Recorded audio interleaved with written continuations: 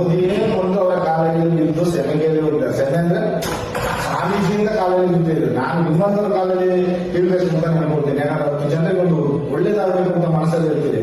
ಆದ್ರೆ ಅವರು ಅಲ್ಲಿಗೆ ಬಂದು ಕಾಲದಲ್ಲಿ ನಿಂತು ಹೋಗಿದ್ದಾರೆ. ಹೆಗ್ಡೆ ಅವರ ಕಾಲದಲ್ಲಿ ಮೋದಿ ಅವರು. ಇವರು ಹೇಗೆ ಹೇಳೋದು ಅಂತ ನನಗೆ ಗೊತ್ತಾಗ ನನಗೆ ಆಶ್ಚರ್ಯ ಹೇಳ್ತಾರೆ. ಅವರು ಒಂದು ರಾಷ್ಟ್ರಪತಿ ಹೋಗಿದ್ರು ಜೆಂಟ್ಸ್ ಸ್ಟಾರ್ಟಿಂಗ್ ಅಲ್ಲಿ ಬಂದು ಅವ್ರು ಬರ್ಬೇಕಾದ್ರೆ ಏನ್ ಮಾಡ್ತಿದ್ರು ಗೊತ್ತಾ, ಒಂದು ಕಾರ್ ರೆಡಿ ಮಾಡಿದ್ರು. ಟಾಪ್ ಇಲ್ಲದ ಕಾರ್, ಅದ್ರ ಮೇಲೆ ಹುಲಿಯ ಚರ್ಮ ಇದೆ ನೋಡಿ, ಹುಲಿಯ ಚರ್ಮ ನಿಂತದ, ಅದನ್ನು ಹಾಸಿದ್ರು. ಅದರ ಮೇಲೆ ರಾಜ್ಯಪಾಲನ ಕೂರಿಸಿ ಮುಂದೆ ಆನೆ 2 ಬಿಟ್ಟು ಅದರಲ್ಲಿ 2 ಇದನ್ನು ಬೀಸಿಸಿ, ಹಾಗೆ ಒಂದು ರೆಕ್ಕೆಯನ್ನು ಬೀಸಿಸಿ ಇಲ್ಲಿಂದ ದೂರದಿಂದ ಮೆರವಣಿಗೆ ಕರ್ಕೊಂಡು ಹೋಗಿ ಅಲ್ಲಿ ಜ್ಯೂಸ್ ಎಲ್ಲ ಕೊಡಿಸಿ ಅಲ್ಲಿ ದೇವಸ್ಥಾನದ ನಿರ್ವಹಣೆ ಚೆನ್ನಾಗಿ ನಡೀತಾ ಇದೆ ಅಂತೇಳಿ ಸಹಿಸ್ಕೊಂಡು ಚಂದದಲ್ಲಿ ಕಲಿಸುತ್ತಾರೆ. ಇಷ್ಟು ಎಲ್ಲ ನಡೆಯುವಾಗ ಯಾರು ಗಂಡು ರಾಜ್ಯಪಾಲರಲ್ಲಿ ಮಾಡಿದಾಗ ಹೆಣ್ಣು ರಾಜ್ಯಪಾಲರ ಹುಟ್ಟಿ ಬಂದ್ರೆ ಮಾಡ್ಬೇಕಷ್ಟೇ. ಅದು ಕೂಡ ಜಗತ್ತಲ್ಲಿ ಇದು ಗವರ್ಮೆಂಟ್ ಮಾಡ್ಬೇಕು ಅನ್ನೋದು ಸಣ್ಣ ವಿಷಯ ಅಲ್ಲ. ಇನ್ನೊಬ್ಬ ಮಗ ಹುಟ್ಟಿ ಬರ್ಬೇಕು, ಪ್ರಪಂಚದಲ್ಲಿ ಹುಟ್ಟಿ ಬರ್ಬೇಕು, ದೇವರಾಗಿ ಹುಟ್ಟಿ ಬರ್ಬೇಕು, ಆದ್ರೆ ಮಾತ್ರ ಗವರ್ಮೆಂಟ್ ಮಾಡಿದ್ದಾರೆ. ನಾನು ಸತ್ಯ ಹೇಳ್ತೇನೆ, ನನಗೆ ತಿಳಿದ ಅನುಭವ 35 ವರ್ಷ ಅವರ ಕಾಲದಲ್ಲಿ ಇದ್ದ ಅನುಭವ. ಅವರಿಗೆ ಅಷ್ಟು ಶಕ್ತಿ ಬರುತ್ತೆ. ಬರೀ ಒಂದು ಫೋನ್ ನಲ್ಲಿ ಏನು ಬೇಕಾದ್ರೆ ಮಾಡ್ತಾರೆ. ಗಿರ್ಗಿಟ್ ಆಡಿಸ್ಬೇಕಾದ್ರೆ ಸರ್ಕಾರವನ್ನೇ ಗಿರ್ಗಿಟ್ ಆಡಿಸ್ತಾರೆ. ಒಂದು ಸರಿ ಜಂಟಿ ರಾಜಕೀಯ ಆಯಿತು, ಬಿಜೆಪಿ ಕಾಂಗ್ರೆಸ್ ಜೆಡಿಎಸ್ ಎಲ್ಲ ಇರ್ಬೇಕಾದ್ರೆ ಕೆಲವು ಶಾಸಕರೆಲ್ಲ ಬೆಂಗಳೂರು ಏನೋ ಮುಂಬೈ ಏನೋ ಯಾಕಡೆ ಹೊರಗಡೆ ಉಂಟು ವಿದೇಶಕ್ಕೆ ಇದು ಮಾಡಿದ್ರು. ಕಾರಣ ಯಾರು? ಸಿದ್ದರಾಮಯ್ಯ. ಇವ್ರು ಬಂದು ಇಲ್ಲಿ ಕೂತ್ಕೊಂಡು ಸಾಂತ್ವನ ಆಸ್ಪತ್ರೆಗೆ ಬಂದು ನಿಂತ್ಕೊಂಡು ಚೆನ್ನಾಗಿ ಅವ್ರು ಹೇಗೆ ಗೆಲ್ಲೋದ್ರೆ ಹಾಗೆ ಮಾಡಿಸ್ಕೊಂಡು ಕೂತಿದ್ರು. ಇವರೇ ರಾಜಕೀಯ ಮಾಡಿಸ್ತಾರೆ. ರಾಷ್ಟ್ರ ಪ್ರಶಸ್ತಿ ಕೊಡ್ರಿ ಏನ್ ಮಾಡ್ತಾರೆ, ಇವರೇ ರಾಜಕೀಯ ಮಾಡಿಸ್ತಾರೆ. ಸಿದ್ದರಾಮಯ್ಯ 100ಕ್ಕೆ 100 ಹೆಗ್ಡೆ ಅವರಿಗೆ ವಿರುದ್ಧವಾಗಿ ಒಂದು ಸ್ಟೆಪ್ ತೆಗೊಳ್ಳಿಕ್ಕೆ ಸಾಧ್ಯ ಇಲ್ಲ. ಹಾಗೆ ತೆಗೊಳ್ಬೇಕಾದ್ರೆ ಅವರ ಪರ್ಮಿಷನ್ ಅಲ್ಲೇ ತಗೊಳ್ಬೇಕು. ನಾನು ಹೀಗೆ ಮಾಡ್ತಾ ಇದ್ದೇನೆ, ನೀವು ಹೀಗೆ ಮಾಡಿ ಅಂತ ಅವ್ರು ಅಲ್ಲುವಾಗಿ ಅಲಿಸಿ ಮತ್ತೆ ಇವರು ಮಾಡಿಸ್ತಾರೆ ಅಷ್ಟೇ ಅಲ್ಲದೆ. ಇವರು ಸ್ವಂತ ಸ್ವಇಚ್ಛೆಯಲ್ಲಿ ಸಿದ್ದರಾಮಯ್ಯ ಮಾಡಲಿಕ್ಕಿಲ್ಲ. ಸಿದ್ದರಾಮಯ್ಯ ಬರ್ಬೇಕಾದ್ರೆ ಉದ್ದೇಶ ಏನು ಗೊತ್ತುಂಟಾ, ನಾವು ಅಲ್ಲಿ ಕಸ ಉಳಿಸ್ತಾ ಇದ್ದೇವೆ ನೇತ್ರಾವತಿಯಲ್ಲಿ.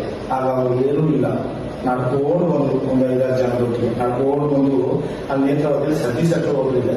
ಸತೀಶ್ ಹತ್ರ ಹೋಟೆಲ್ಲಿ ಸಾಧಾರಣ ಒಂದು ಲೋಟದಲ್ಲಿ ಒಂದು ಟೀ ಕುಟ್ಕೊಂಡು ನಮ್ಮನ್ನೆಲ್ಲ ಮಾತಾಡಿಸ್ಕೊಂಡು ನಡ್ಕೊಂಡ್ಬಂದು. ಹಾಗೆಲ್ಲ ಏನೇನು ಇಲ್ಲ, ಏನೂ ಇಲ್ಲ ಅವರು. ಇವಾಗ ಮುಖ್ಯಮಂತ್ರಿ ಅದೇ ರಸ್ತೆಯಲ್ಲಿ ಬರ್ಬೇಕಾದ್ರೆ ಈಗ ಅಷ್ಟು ಪೊಲೀಸ್ ಬರ್ತಾರೆ. ಏನು ಮಾಡ್ಲಿಕ್ಕೆ ಆಗ್ತದೆ? ಏನು ಮಾಡ್ಲಿಕ್ಕೆ ಆಗಲ್ಲ. ಎಲ್ಲ ಅವರು ಸ್ಟಾರ್, ಎಲ್ಲ ಧರ್ಮಸ್ಥಳದ ಮಹಿಮೆ, ಧರ್ಮಸ್ಥಳದ ದುಡ್ಡಿನ ಮಹಿಮೆ. ಈ ದುಡ್ಡಿನ ಉಂಟಲ್ಲ, ಗೌರ್ಮೆಂಟ್ ಲೆಕ್ಕ ತಗೊಂಡ್ರೆ ನಮ್ಮ ಕರ್ನಾಟಕ ರಾಜ್ಯವನ್ನು ಗೌರ್ಮೆಂಟ್ ದುಡ್ಡು ಕಟ್ಟಬೇಕಾಗಿಲ್ಲ. ಧರ್ಮಸ್ಥಳ ಒಂದು ದುಡ್ಡೇ ಸಾಕು. ತಿರುಪತಿ ಸುಮ್ಮನೆ ಹೆಸರಿಗೆ ತಿರುಪತಿ ದುಡ್ಡು ಅಂತೇಳಿ ಸುಮ್ಮನೆ ಪ್ರಚಾರ ಮಾಡಿಬಿಟ್ಟಿದ್ದಾರೆ.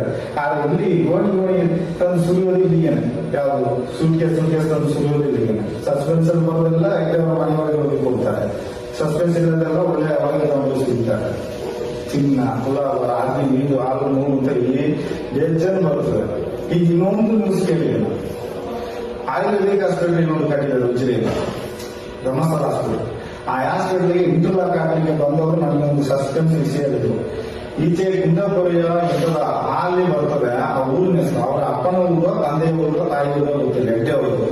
ಇವರಿಗೆ ಒಂದು ಸಮಯಕ್ಕೆ ತಲೆಮಾರು ಇಲ್ಲ ನೋಡಿ. ಇವರ ತಲೆಮಾರಿಗೆ ಹೆಂಗಸು ಮಾತ್ರ, ಹೆಣ್ಣು ಮಕ್ಕಳು ಮಾತ್ರ, ಗಂಡು ಮಕ್ಕಳು ಇಲ್ಲ. ಆದ ಕಾರಣ ಒಂದು ವೇಳೆ ಗೌರ್ಮೆಂಟ್ ಹೋದ್ರೆ ಬದುಕಿಗೆ ಜೀವನ ಬೇಕಲ್ಲ, ಎಲ್ಲ ದೊಡ್ಡ ಬಿಲ್ಡಿಂಗ್ ಕಟ್ಟಿಟ್ಟಿದ್ದಾರೆ ಅಂತ ಅವರ ತಾಯಿ ತಂದೆ ಊರು ಅಂತ ಗೊತ್ತಿಲ್ಲ. ಅವ್ರು ಹೇಳಿದ್ರು ಕೆಲಸ ಮಾಡಿದವರು ಬಂದಿದ್ರು, ನಾನು ಇಂಟರ್ಲಾಕ್ ಆಗ್ಬೋದು. ಅಡಿಯಲ್ಲಿ ಸ್ವರಂಗದಲ್ಲಿ ಕಟ್ಟಿಟ್ಟಿದ್ದಾರಂತೆ. ಚಿನ್ನವೆಲ್ಲ ತಗೊಂಡೋಗಿ ತುಂಬಿಸಿ ಕೊಡೋದು ಎಲ್ಲ ಕೂಡ ಅದು ಕಂಡಿದ್ದಕ್ಕೆ ಅವ್ರು ಹೇಳಿದ್ರು ನನಗೆ. ಅವತ್ತು ಯಾರು ಆ ಇಂಟರ್ಲಾಕ್ ಹಾಕ್ಲಿಕ್ಕೆ ಹೋದ್ರು ನೋಡಿ, ಅವ್ರು ನೋಡಿ ಬಂದಿದ್ರು. ಇಲ್ಲಿ ಇಂಟರ್ಲಾಕ್ ಹಾಕ್ತಿರೋರು ಹೇಳಿದ್ರು ನನಗೆ. ಇಲ್ಲಿ ಉಜಿರೆಯಲ್ಲಿ ಇಂಟರ್ಲಾಕ್ ಹಾಕಿದ್ರು ನೋಡಿ, ಇಂಟರ್ಲಾಕ್ ನಡ್ಕೊಂಡು ಹೋಗೋ ಬಾರಿಗೆ ಅವ್ರು ಹೇಳಿದ್ರು ಅಲ್ಲಿ ಕೆಲಸ ಅಂತ ಹೀಗೆ ಅಲ್ಲಿ ಕಟ್ತಾ ಇದ್ದಾರೆ ಅಂತ. ಅದು ಜಾಗ ಅವರಿಗೆ ಸಸ್ಪೆನ್ಸ್, ನಮಗೆ ಗೊತ್ತಿಲ್ಲ. ಇವರು ನೋಟ್ ಎಲ್ಲ ಚೇಂಜ್ ಮಾಡಿಬಿಡ್ತಾರೆ. ಚಿನ್ನವನ್ನು ಚೇಂಜ್ ಮಾಡಿದ್ದಾರೆ. ಚಿನ್ನವನ್ನೆಲ್ಲ ಬಿಸ್ಕೆಟ್ ಮಾಡಿದವರು ಅಲ್ಲಿ ಸಿಗ್ತಾ ಇರ್ತಾರೆ. ಒಂದು ಕಾಲದಲ್ಲಿ ಚಿನ್ನದಲ್ಲಿ ಬದುಕುವುದು, ನೋಟ್ನಲ್ಲಿ ಬದುಕಲಿಕ್ಕಾಗ ಬೆಂಕಿ ಹಾಕಬೇಕು ನೋಟನ್ನು. ಆ ಉದ್ದೇಶ ಯಾವುದು? ಚಿನ್ನ ಹೊಸ ಚಿನ್ನ ಬರ್ತದ, ಬೆಳ್ಳಿ ಹೊಸ ಬೀಳ್ತದ, ದುಡ್ಡು ಉಂಟಲ್ಲ, ಚಿಲ್ಲರೆ ಕಾಸು. ಆ ವಸಂತ ಮಾಲ್ ಅಂತ ಒಂದು ಬಿಲ್ಡಿಂಗ್ ಇದೆ, ಅದರಲ್ಲಿ 2 ರನ್ನು ಬಿಟ್ಟು ಒಂದು ಇಟ್ಕೊಂಡು ನಾವು ರಾಗಿ ಮಾತ್ರ ಮುಂದೆ ಹಾಕ್ತೀವಿ, ಭತ್ತ ರಾಗಿನ. ಅವ್ರು ಚಿಲ್ಲರೆ ಕಾಸು ಮುಂದೆ ಹಾಕ್ತಾರೆ. ಇಲ್ಲಿ 1 ರೂಪಾಯಿ 2 ರೂಪಾಯಿ 70 ರೂಪಾಯಿ ಬೀಳುವಾಗೆ ಆಡಿಸಿ ಅದನ್ನು ಮೂಟೆ ಕಟ್ಟಿಗೆ ಲಾರಿಗೆ ಹಾಕಿ ಅದೇನೋ ಮಂಗಳೂರಿಗೆ ಕಳಿಸ್ತಾರೆ ಎಂತ ಅಂತ ಗೊತ್ತಿಲ್ಲ. ಅಲ್ಲಿಂದ ದುಡ್ಡಾಗಿ ಬರ್ತಾರೆ. ಚಿಲ್ಲರೆ ಕಾಸೆ ಸಪರೇಟ್ ಆಗಿ, ನೋಟೆ ಬೇರೆ ಚಿಲ್ಲರೆ ಕಾಸೆ ಬೇರೆ. ಏನ್ ಮಾಡ್ತಾರೆ ಅವರು?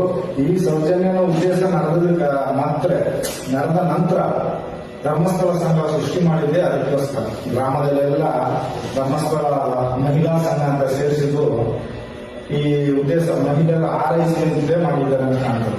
ಬೇರೆ ಜನಗಳನ್ನು ದೃಷ್ಟಿಯನ್ನು ಸೆಳೆಯಲಿಕ್ಕೆ. ಈಗ ಗೌರ್ಮೆಂಟ್ ಅಲ್ಲಿ ಸವಲತ್ತು ಕೊಡೋದು ನ್ಯಾಯ.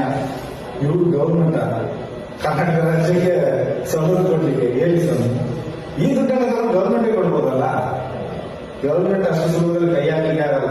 ಆಗದವ ಸೆತ್ತ ಏನು ಮಾಡ್ಲಿಕ್ಕೆ ಆಗಲ್ಲ. ನನಗೆ ಒಂದು ಡೌಟ್ ಬರ್ತದೆ ಅಂತ ಜೈಲಳಿತಾನೆ ನೇತ್ರಾವತಿ ಆಗಲೇ ಪರಿಸ್ಥಿತಿ ಬೆಂಗಳೂರು ಅಂತಕ್ಕೆ ಎಮ್ಮನೆ ಸೆತ್ತೋದು. ಜೈಲಳಿತಾನೆ ನ್ಯಾಯ ಕೊಡಿಸ್ಲಿಲ್ಲ. ಹಾಗೆ ಇದು ಕಷ್ಟ. ನಾನು ನಗಾಡ್ಕೊಂಡಂತ ಹೇಳ್ತೀನಿ ಅಂತ ತಪ್ಪಿರ್ಕೋಬೇಡಿ. ಅವ್ರಿಗೆ ಅಷ್ಟು ಇದಿದೆ. ಪೀಠದ ಇದು ಏನೋ ಮುಂದಾಸಂತ ಹೇಳಿರ್ಬೇಕು, ತಲೆ ಗಟ್ಟಿ ಭಯಂಕರ ತಲೆ ಮಾಡಿಸ್ತಾರೆ. ಸೂಟ್ಕೇಸ್ ದುಡ್ಡು ಎಲ್ಲ ಏನು ಚಿನ್ನ ಎಷ್ಟು ಗಟ್ಟಿ ಏನು ಇರಲಿ ಆ ಪರಮಾತ್ಮನಲ್ಲಿ ಭಗವಂತ ನೋಡ್ಕೊಡ್ತಾನೆ. ಇದು ಸತ್ಯ. ನಮ್ಮ ಜನರಿಂದ ಬೇರೆ ಸಿಗೋದಿಲ್ಲ. ದೇವರೊಂದು ನೋವು ಕೊಡ್ತಾನೆ. ದೇವರೇ ಕೊಡುದು. ಏನೋ ಸಿಕ್ಕು ಕೊಡ್ತಾನೆ, ದೇವರೇ ಕೊಡುದು. ಯಾಕೆ ಸ್ವಲ್ಪ ಒಂದು 10 ವರ್ಷದ ಹಿಂದೆ ಅಂತ 10 ವರ್ಷನ ಯಾವಾಗ ಸರಿ ನೆನಪಿಲ್ಲ. ಅವರಿಗೆ ಒಂದು ಏಡ್ಸ್ ಬಂತಲ್ಲ, ಹರ್ಷಚಂದ್ರ ವಿಷಯ ಇತ್ತಲ್ಲ, ಅದ ಸಣ್ಣದನಿಗಳು ವೀರೇಂದ್ರಗೆ ತಮ್ಮನಿಗೆ ಏಡ್ಸ್ ಬ್ಯಾರೇನೋ ಒಂದು ನೋವು ಬಂತು ಅಂತ ಈಗ ಕಡ್ಡಿಯಾಗಿ ಆಗಿ ಮತ್ತೆ ಎಲ್ಲ ಅಮೆರಿಕ ಟ್ರೀಟ್ಮೆಂಟ್ ತಗೊಂಡು ಅದ ನೇಚುರೋಪತಿ ಆಸ್ಪತ್ರೆ ಕಟ್ಟಲಿಲ್ಲ. ಇಲ್ಲಿಂದ ಇಲ್ಲಿವರೆಗೂ ಐಸು ಇದು ಎಲ್ಲ ಡ್ಯಾಮ್ ಕಟ್ಕೊಂಡು ಸ್ವಲ್ಪ ನಡಾಡ್ತಾ ಇದ್ರು. ಕೂಡಿದಲೇ ಇರಬೇಕು ಅಂತ ಈಗ ರೆಡಿ ಆಗ್ಬೇಕು, ಸರಿಯಾಗಬೇಕು. ಅದನ್ನು ಕಂಡಿದ್ವಿ. ಇಲ್ಲಾಂದ್ರೆ ಸಾಯ್ತಾರೆ ಅನ್ಕೊಂಡಿದ್ವಿ. ಈ ತರ ಇದ್ವಿ. ನೋವು ಬಂದಿತ್ತು, ಅದನ್ನು ಸರಿ ಮಾಡ್ಕೊಂಡು ಇದೇ ಸರಿ ಏಳು ಬಂದು ತಿರುಗಾಡ್ತಾ ಇದ್ವಿ. ಏಡ್ಸ್ ಬಂದು ಅದನ್ನು ಸರಿ ಮಾಡ್ಕೊಂಡು ವಿದೇಶದಲ್ಲಿ ಹೋಗಿ ಏನು ಎಲ್ಲ ಒಂದು ಏನೋ ಹೇಳ್ತಾರಲ್ಲ ವೈರ್ಲೆಸ್ ನೋಡಿ, ವಾರ್ಡ್ಲೆಸ್ ಆ ತರ ಒಂದು ಟವರ್ನಾಗ ಅದರಲ್ಲಿ ಎಲ್ಲ ಬಿಟ್ಟು ಫುಲ್ಲ ಗ್ಲಾಸ್ ಕನ್ನಡಿಗ ಅವ್ರು ಮಾತಾಡೋದು ಇದನ್ನು ತೆಗೆದು ಮಾತಾಡೋರಿಗೆ ಆ ತರ ಅರ್ಧ ಸಾಂಗ್ಗಳನ್ನ ಕಟ್ತಾ ಇದ್ರು ಅಷ್ಟೇ. ಎಲ್ಲ ಇದು ಮಾಡ್ತಾ ಇದ್ದಾರೆ. ಎಲ್ಲ ಭಗವಂತ ಕೊಡ್ಬೇಕು ದೇವರು. ಆದ್ರೆ ಇದು ಇಷ್ಟು ಸ್ಟ್ರಾಂಗ್ ಆಗಿ ಬರ್ತದೆ ಅಂತಂದ್ರೆ ದೇವರು ಇಲ್ಲದೆ ಬರಲಿಲ್ಲ. ದೇವರು ಇಲ್ಲದ್ರಿಂದಾನೇ ಬರ್ತದೆ. ಯಾಕಂದ್ರೆ ನನಗೆ ಒಂದು ಆಶ್ಚರ್ಯ ಕಾಣಿಸ್ತದೆ.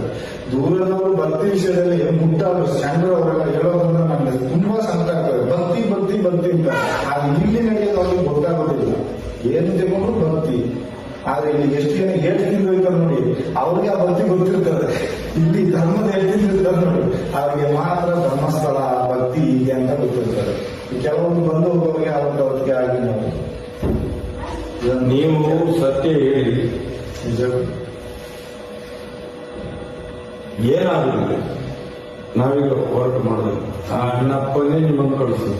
ಅದು ನನ್ನನ್ನು ರೆಕಾರ್ಡ್ ಮಾಡಿದ್ದಾರೆ ನೋಡಿ. ಅವರು ನನ್ನನ್ನು ಕರೆಸಿ ನಾವು ಇಲ್ಲಿ ಕರೆದ್ರು ಹಾಗೆ ಎಲ್ಲ ಏರಿಸಿ ಲಾಸ್ಟ್ ಹೇಳ್ತಾರೆ, ನಿಮ್ ನೆನೆಸಿ ನೋಡಿದಷ್ಟು ಕಾಸು ನಾನು ಕೊಡ್ತೇನೆ, ನಮಗೆ ಮೇಲೆ ಬೈಕ್ನಲ್ಲಿ ಒಂದು ಗಲಾಟೆಯಲ್ಲಿ ಘಟದವರು ಅಂದ್ರೆ ಘಟದವರು ಅವ್ರು ಹೇಳ್ಬೋದು ಭಕ್ತಿ ಅಂತ. ಅವರು ನಾಯಿಗಿಂತ ಕಡೆ ಹೊಡೆದು ಓಡಿಸ್ತೇವೆ. ಅವರು ತಿಳ್ಕೊಳ್ತೇವೆ ನಾವು ಲಕ್ಷಾಂತರ ಜನ ಬರ್ತೀವಿ ಅಂತ. ಎಲ್ಲಿ ಅವ ಒಂದು ದಿವಸಕ್ಕೆ ಬಂದು ಹೋಗ್ತಾನೆ ಅಷ್ಟೇ. ಇಲ್ಲಿ ಧರ್ಮಸ್ಥಳದ ಹೋಗ್ತಾನೆ ಭಕ್ತಾಗಿಂತ ನಾವು ನೋಡ್ತಿಲ್ಲ. ಒಂದು ದಿವಸಕ್ಕೆ ಬಂದು ಹೋಗ್ತಾನೆ ಕುರಿಯಾಗಿ, ಅವನ ಲೆಕ್ಕಕ್ಕಿಲ್ಲ. ನಾವು 24 ಗಂಟೆ ಇಲ್ಲಿದ್ದೇವೆ ಹಾಗೆ ಅವರ ಲೆಕ್ಕ. ಧರ್ಮಸ್ಥಳ ಒಂದು ಗಲಾಟೆ ಆಯ್ತಂದ್ರೆ ಕೂಡಲೇ ಬರುತ್ತಾರೆ. ಮತ್ತೆ ನಾನು ಹೋಗಿ ಹೊಡೆದಿಲ್ಲ ಅದಕ್ಕೆ ಹೇಳ್ತಾರೆ, ನೀನೆಲ್ಲ ಇರ್ತಕ್ಕೆ ಮಾಡಿ ಹಾಗೆ ಈಗ ನಮ್ಮನ್ನು ಉನ್ಮಾಯಿಸಿ ಬಿಡ್ತಾರೆ. ಮತ್ತೆ ನಾನು ಸಹ ಹೊಡ್ಕೊಂಡು ಹೊಡಿಯೋದೆ. ಆದ್ರೆ ನಮ್ಗೆ ಆಗುತ್ತಿಲ್ಲ. ಮನೆಯಲ್ಲೆಲ್ಲ ನಮ್ಮ ಹೆಂಡತಿ ಬೈತಿದ್ವಿ, ಈ ತರ ಎಲ್ಲ ಕೆಲಸ ನೀವು ಮಾಡಬಾರ್ದು, ಯಾಕೆ ಹೊಡಿತೀಯ ನಮ್ಮ ಅವ್ರು ತಿಳ್ಕೊಳ್ಬೇಕು. ಘಟದವರು ಅಷ್ಟು ಏನು ತಿಂತಾರಲ್ಲ, ಅವರು ಒಂದು ಕಂಪ್ಲೇಂಟ್ ಕೊಡೋದಿಲ್ಲ. ಇವ್ರು ಏನು ಬ್ಲಾಕ್ ಮೇಲ್ ಮಾಡ್ಬೋದು ಅಂತ ಅಷ್ಟು ಹೊಡೆದು ಅವರಲ್ಲಿ ನಾನು ಸೆಮೆ ಕೇಳಬೇಕು. ಲೆಕ್ಕ ನೋಡಿದ್ರೆ ನೀನು ಗೌರ್ಮೆಂಟ್ ಕೆಲಸ ಇದೆಯಾ, ಕೆಲಸ ತೆಗಿಸ್ತೀನಿ ಅಂತ ಹೇಳುವಾಗ ಅವ್ನು ಹುಚ್ಚ ಬಿಡ್ತಾನೆ, ಕೆಲಸ ಹೋಗ್ತಾರೆ ಅಂತ. ಅವ್ರು ಪೊಲೀಸ್ನವ್ರನ್ನ ಇಟ್ಟು ಹೇಳುದು, ಪೊಲೀಸ್ನವ್ರು ಇಲ್ಲಿಂದ ಫೋನ್ ಮಾಡಿ ನಾನು ಅಲ್ಲಿ ಕೇಸಂಗೆ ತಿಳಿಸ್ತೇನೆ ಅಂತ. ಪೊಲೀಸ್ನವನು ಒಬ್ಬರಿಗೆ ಹೊರತೆ ಪಾಪ ಮೂರಲ್ಲಿ ರಕ್ತ ಊರ ಬರ್ತಾರೆ ಊರ ನನಗೆ ಭಯ ಬಂದಿದೆ. ಮತ್ತೆ ಪೊಲೀಸ್ ನಮ್ಗೆ ಫೋನ್ ಮಾಡಿ ನಾನು ಕರೆದೆ, ಈ ತರ ಬಂದಿದ್ದೇನೋ ಅವನಿಗೆ ರಕ್ತ ಬಂದಿದೆ ಬಂದು ನೋಡಿ ಅಂತ. ಬಂದು ಸುಮ್ಮನೆ ನಿನ್ನ ಕಾಲ ಮೇಲೆ ಅಲ್ಲಿ ಹೋಗಿ ಇದೆಲ್ಲ ಹೊಡಿಬೇಡ, ನಾನು ನೋಡ್ಕೊಳ್ತೀನಿ ಮತ್ತೆ ಪೊಲೀಸ್ನವ್ರು ಬಂದು ಹೇಳಿದ, ಹೀಗೆ ನಿನ್ನ ಅಕೌಂಟ್ ನಾನು ಅಲ್ಲಿಗೆ ಯಾಕೆ ಹೋಗ್ತೀನಿ ಹಾಗೆ ಹೀಗೆ ಅಂತೇಳಿ ಅವರು ನಿನ್ನ ಕೆಲಸ ತೆಗಿತೀನಿ ಇಲ್ಲ ನಿನ್ನ ಊರಿನಲ್ಲಿ ಪೊಲೀಸ್ ಕಳಿಸ್ತೀನಿ ಅಲ್ಲಿಂದ ಫೋನ್ ಮಾಡಿ ಹಾಗೆ ಅಂತೇಳಿ ಅವನಿಗೆ ಮರ್ಯಾದೆ ಹೋಗಿದ್ರಲ್ಲಿ ಅವನು ಚೆನ್ನಾಗಿ ಹೇಳ್ತಾನೆ. ಹೇಳ್ತಿದ್ದವ ಈ ನಂತರ ಬಂದು ನೋಡಿ ಅವ ಸೆಮೆ ಕೇಳ್ತಾನೆ. ನನಗೆ ಆಶ್ಚರ್ಯ, ನಮ್ಮ ಹತ್ರ ಹೇಳ್ತಿದ್ದಕ್ಕೆ ನಾನು ಸೆಮೆ ಕೇಳ್ಬೇಕು, ಅವನು ನಮ್ಮದೇ ಸೆಮೆ ಕೇಳಿಸ್ಬಿಡ್ತಾರೆ ಪೊಲೀಸ್ನವರು. ಎಂತ ದುರ್ದೈವ ಹಾಗೆ ಮಾಡ್ತಾರೆ. ನನಗೆ ಆಶ್ಚರ್ಯ ಅಂತ ಇದು ಧರ್ಮಸ್ಥಳ. ಧರ್ಮಸ್ಥಳ ಅಂದ್ರೆ ಜನಗಳಿಗೆ ತಿಳಿಯಲ್ಲ. ಜನಗಳಿಗೆ ಅಂತಂದ್ರೆ ಇಲ್ಲಿ ಹೇಳೋದೊಂದು, ಈಗ ದೇಶನು ಒಂದು ತಾಜ್ ಮಹಲ್ ಆಗಿ ಕಟ್ಟಿದ್ದಾರೆ. ಅಲ್ಲಿ ನೋಡ್ತಾ ಬಂದೆ ಬರುವಾಗ, ನೋಡಿದ್ರೆ ಒಂದು ಗೆಸ್ಟ್ ಹೌಸ್ ಆಗಿ ಕಾಣ್ತದೆ ದೇಶ ಎಷ್ಟು ಚಂದ. ಆದ್ರೆ ಅಲ್ಲಿ ಆಗಿದ್ರು ದೇಶ ಧರ್ಮಸ್ಥಳದಲ್ಲಿ ಒಂದು ರೂಮಿನಲ್ಲಿ ದೇಶ ನಿಂತ್ಕೊಂಡಿದ್ರು. ಯಾರ ನಿಂತ್ಕೊಂಡು ಹೋಗ್ಬಾರ್ದು, ಅಲ್ಲಿ ಬೀಳಿನಿಂದ ಏನು ಫೋನ್ ಬರ್ತದೆ ಹಾಗೆ ಒಡಿ ಊರಾಡ್ಸಿ ಬಡಿ ಅಷ್ಟೇ. ಅದು ಅವ್ರು ಹೇಳಿ ಬಿಟ್ಟರೆ ಮೇಲೆ ಒಂದು ಸ್ಟೇಷನ್ ಆಗ್ತದೆ. ಇದು ಒಂದು ಸ್ಟೇಷನ್ ಲಕ್ಷಣ ಕಾಣ್ತಾ ಉಂಟು. ಹಾಗೆ ಅಲ್ಲಿ ಪೊಲೀಸರಿದ್ದಾರೆ, ಅಲ್ಲಿ ಅದು ನನಗೆ ಗೊತ್ತಿಲ್ಲ. ಅಲ್ಲಿ ಸ್ಟೇಷನ್ ಲಕ್ಷಣ ಇಲ್ಲಿ ಕಾಣ್ತಾ ಉಂಟು. ಆಗ ಸ್ಟೇಷನ್ ಅವ್ರಿಗೆ ಕಾಲಿಗೆ ಅಲ್ಲಿ ಯಾಕಂದ್ರೆ ಬಾಡಿಗೆ ಇಲ್ಲ, ಕರೆಂಟ್ ಇಲ್ಲ ಎಲ್ಲ ಅವ್ರದ್ದೇ ಸೌಕರ್ಯ. ಇಲ್ಲಿ ಒಂದು ಸಂಬಳ ಅಲ್ಲಿ ಒಂದು ಸಂಬಳ. ಮತ್ತೊಂದು ತಾರೀಕು ಆಗುವಾಗ ಅಲ್ಲಿ ಹೋಗಿ ನಮಸ್ಕಾರ ಎರಡು ಖುಷಿ ತಗೊಳ್ತಾರೆ, ಕಾವಲಿ ಮುಗಿ ಕವರು ಅದು ಕೊಡ್ತಾರೆ ಪೊಲೀಸ್ನವರು.